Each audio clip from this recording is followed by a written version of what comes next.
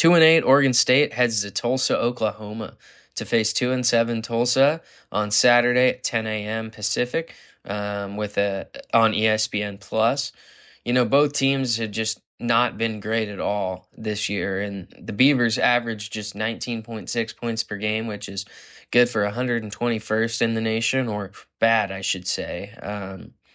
Tulsa isn't much better at 21.9 points per game, ranking 108th. And Oregon State really has leaned heavily all year long on running back Anthony Hankerson, and he's piled up 969 yards and 9 touchdowns this year, which is just a phenomenal season through 10 games. And he'll definitely continue to grow. And at the end of the year, I think that's he'll look back on a really really phenomenal season.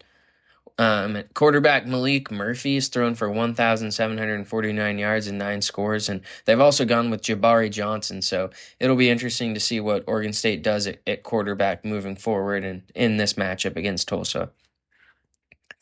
Tulsa's offense runs through quarterback Baylor Haynes, who has 1,564 yards and 9 touchdowns. And running back Dominic Richardson has 696 yards and 3 touchdowns. Turnovers have been an issue for both teams. They rank near the bottom nationally in turnover margin, and defensively, Oregon State's gonna hold an edge there, allowing 372.9 yards per game, and they rank 14th nationally on third downs. Tulsa's defense has struggled, giving up 416 yards and nearly 31 points per game. So it'll be interesting to see how each team fares, especially Oregon State traveling across country to Oklahoma to take on Tulsa. Last week, Oregon State fell 21-17 to Sam Houston despite 166 rushing yards and 2 touchdowns from Hankerson, while Tulsa lost 40-21 to Florida Atlantic. Up next, Tulsa visits Army on November 22nd, and Oregon State travels to Washington State on November 29th.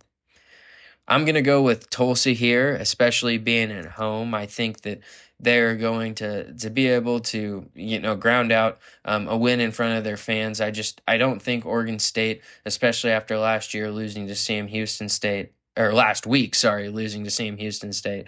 I think that the locker room's going to be a little discombobulated, and especially having to travel across the country, I think Tulsa is going to take advantage of that and be able to come up with a win against the Beavers.